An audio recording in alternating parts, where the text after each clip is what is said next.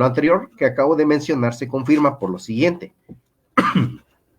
En el artículo 3º constitucional es limitativo del derecho a la libertad de religión por dos razones.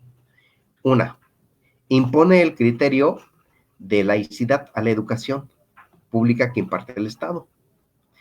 Hoy no se puede hablar de laicidad, ¿verdad?, sino de Estado respetuoso de los derechos humanos. Y dos, al no prohibir que se pueda impartir educación religiosa en las escuelas privadas, no públicas, privadas, entonces aquí ocurre una estratificación de mexicanos, ¿sí? ¿Por qué? Porque solamente las personas que pueden enviar a sus hijos a las escuelas donde se enseña religión y que va de acuerdo a sus convicciones, es porque cuentan con un recurso económico para ello, ¿sí? Pero en cambio, quienes no tienen recurso económico para cubrir esta necesidad de la familia, de los padres que dicen, yo quiero que le enseñen cosas buenas, éticas, cuestiones así, morales a mis hijos, si no tienes dinero, ¿sí?, entonces no vas a poder pagarle una escuela privada donde den ese tipo de enseñanzas. Es la parte, el señalamiento que entonces hago mención de este artículo 3º constitucional, ¿sí? Porque el Estado asume el papel, dice, es un Estado laico y no se va a enseñar religión. Pero fíjense que hay varios funcionarios, hay varios políticos que creen que laico significa odiar y aborrecer al religioso. Y es algo, una mentalidad totalmente perdida, porque cuando hemos querido tratar temas relacionados a eso con algunos políticos funcionarios, muchos están cegados bajo la limitativa idea de que si hablas de este tema, crees que ellos piensan que vas a ir a evangelizar, y no es así, ¿sí? Uno va a tocar temas serios, como en este caso el de la igualdad, ¿sí? Entonces, esta es una, por ejemplo, de la que acabo de mencionar, ¿sí? ¿Cómo es que este artículo 3º, cuando maneja esta situación y el Estado asume el papel de ser laico, entonces ya hay una división? El Estado no va a procurar dar este tipo de enseñanza, y si el padre desea que su hijo reciba instrucción religiosa, entonces tiene que cubrir el costo, porque solamente en escuelas particulares, en escuelas privadas, la educación privada, en algunas es donde sí llegan a proporcionar este tipo de educación. Además de las materias, les digo porque yo tuve una hija que ella quiso estudiar en un internado en la Ciudad de México. Ahorita ya no está, se llamaba Benemérito de las Américas, a lo mejor alguno de ustedes estudió ahí. Y bueno, además de ser una excelente escuela cuyas materias eran de primer nivel, tenían el mismo plan de estudios de la UNAM, de la prepa, pero también se incluía una clase adicional que era de religión, ¿sí? Y esto era, pues, de acuerdo a las convicciones personales. Pero obviamente solamente quien podía cubrir el costo de esto es quien podía llegar a tener acceso precisamente a esta cuestión, ¿sí? Bueno, este es el punto por el cual tal vez a ustedes ya les está quedando claro cuál es el aspecto que se está aquí haciendo como crítica. El término de laicidad viene del vocablo griego laos, que designa al pueblo entendido como unidad indivisible, donde todas las decisiones se tomaban por el bien común. La laicidad puede definirse como un régimen social de convivencia, donde las instituciones públicas están legitimadas por la soberanía popular y no por elementos religiosos. Por lo tanto, el laicismo es la defensa de la ideología de la población para lograr la igualdad, y donde la base del Estado de Derecho es establecer un marco jurídico que lo garantice y lo proteja frente a instituciones religiosas que impliquen alguna ventaja o algún privilegio. Es decir, no debe haber un monopolio en el aspecto religioso. Como base del análisis de este trabajo, comenzaremos por ver que el artículo primero de la Constitución, vamos a ver el siguiente número, aquí está. El artículo primero de la Constitución mexicana, ¿sí?, establece que se garantiza a todos los mexicanos el respeto a los derechos humanos y también que se garantice la libertad de religión. Por otro lado, tenemos que el Pacto de los Derechos Civiles y Políticos, ¿sí?, en su artículo 18, en su inciso 4, menciona que los estados parte en este pacto se comprometen a respetar la libertad de los padres y en su caso de los tutores legales para garantizar que los hijos reciban educación religiosa y moral que esté de acuerdo con sus propias convicciones. Fíjense. Entonces, si está firmado por el Estado mexicano este Pacto Internacional de los Derechos Civiles y Políticos y se prevé de que el Estado debe garantizar que los hijos reciban educación religiosa y moral,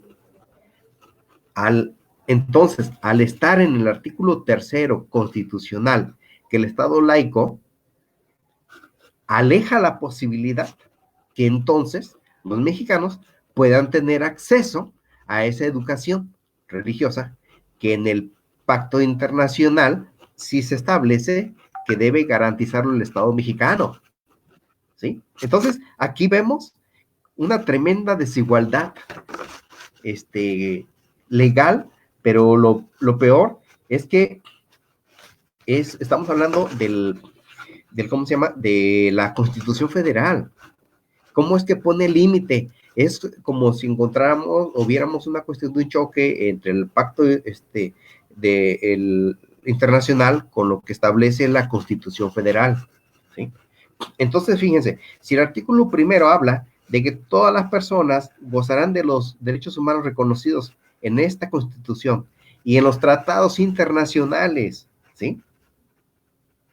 Entonces, si este pacto internacional establece que debe el Estado garantizar esa educación religiosa y moral, ¿sí? Religiosa y moral también, moral.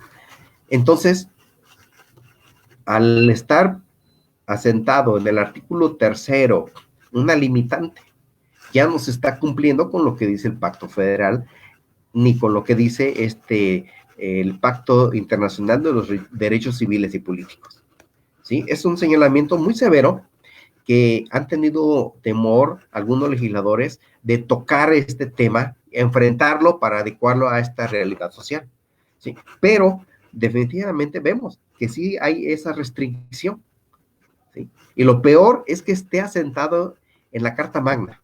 Es la parte peor, no debería suceder. Ahora fíjense, el mismo artículo constitucional, primero habla de que las normas relativas a los derechos humanos se interpretarán de conformidad con esta Constitución y con los tratados internacionales, favoreciendo todo tiempo a las personas, concediendo la protección más amplia. O sea, recalca que debe respetarse lo que dicen los pactos internacionales, pero, repito, no se está respetando si hay una limitación en lo que está sentado en el artículo 3 constitucional.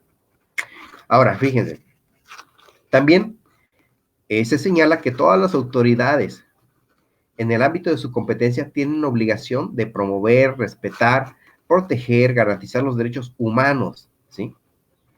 Y además, en la parte final, en consecuencia, el Estado deberá prevenir, investigar, sancionar y reparar las violaciones a los derechos humanos en los términos que establezca la ley.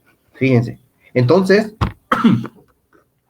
cuando habla de todas las autoridades en sus competencias, de que tienen la obligación de promover, respetar y proteger los derechos humanos, al ser el acceso, el derecho a la religión, un derecho humano y que está previsto en un pacto internacional, también en otros pactos internacionales, de hecho, no solamente en el Pacto Internacional de Derechos Civiles y Políticos, sino también está previsto en la Declaración Universal de los Derechos Humanos y en la Convención Americana de Derechos Humanos, que conocido como el Pacto de San José de Costa Rica. Entonces, si ahí está previsto y el Estado mexicano debe de proveer que se garantice esto, entonces debería de hacerse un ajuste a ese artículo tercero constitucional. Es el punto, ¿sí? Ahora, el mismo artículo primero constitucional, porque es muy amplio, en otra de sus párrafos dice que queda prohibida toda discriminación motivada por origen étnico o nacional, en género, edad, la condición social, las condiciones de salud, la religión, estoy ahí recalcando la religión, las opiniones, las preferencias, en fin. Entonces, dice que está prohibida la discriminación en el primero constitucional por diferentes motivos y entre ellos habla de la religión. Entonces, ¿qué está sucediendo con lo que aparece plasmado en el tercero constitucional? Bueno, pues ya vimos ahí, es algo que debería de estarse haciendo un ajuste, es necesario que se hagan ajustes precisamente porque esto ha provocado que la persona religiosa, por eso no trate de alzar tanto más su voz como los otros grupos, ¿sí? Feministas, o sea, no tengo nada contra ellos, pero ellos han caído inclusive en excesos, ¿sí? Hacen destrozos y no pasa nada, ¿sí? No hay reparaciones del daño, consignaciones, Ministerio Público, esas cuestiones, ¿sí? Pero sin embargo, al ideario del religioso, si un religioso dice, oye, yo no estoy de acuerdo en que haya matrimonios igualitarios, o que la cuestión del aborto inducido, en fin, se está afectando su ideario, pero no se le permite hacer una manifestación violenta en ese sentido, porque contra ellos sí se va a aplicar todo el peso de la ley, ¿no? Pero bueno, no llegaría obviamente a una cuestión de violencia, como ocurren con otros grupos, pero quiero que con esto se comprenda la magnitud a lo que se está viendo en cuanto a preferencias de cierto sector de la población. Muy bien. Ahora, mientras tanto, ¿sí? Tenemos que la Convención Americana de Derechos Humanos, en su artículo 12, numeral 4, establece: los estados parte en el presente pacto se comprometen a respetar la libertad de sus padres y, en su caso, de los tutores legales para garantizar que los hijos reciban la educación religiosa y moral que esté de acuerdo con sus propias convicciones. Por lo tanto, el artículo tercero constitucional que aquí tenemos, ¿sí? Al limitar la educación a lo laico y al prohibir que las escuelas públicas den alguna clase de religión, entonces el Estado mexicano está incumpliendo con dichos convenios internacionales, ¿sí? Y esa es la parte donde hago mención de que hay esa ambigüedad. Hasta ahorita está quedando claro, ¿verdad? El tema que estamos mencionando. Bien. Ahora, tenemos el otro aspecto. En este pacto que he citado, ¿sí? Son los que la Carta Magna denomina como tratados y los menciona en el artículo 133 de nuestra Carta Magna. Y ahí dice, ¿sí? Que nuestra Carta Magna establece esta Constitución, las leyes del Congreso de la Unión que emanen de ella y todos los tratados que estén de acuerdo con la misma, celebrados y que se celebren por el presidente de la República con aprobación del Senado, serán la ley suprema de toda la nación, ¿sí? Y eso es un tema que muchos de ustedes conocen. Y sigue mencionando: los jueces de cada entidad federativa se reglarán a dicha Constitución, leyes y tratados, a pesar de las disposiciones en contrario que puede haber en las constituciones o leyes de las entidades federativas.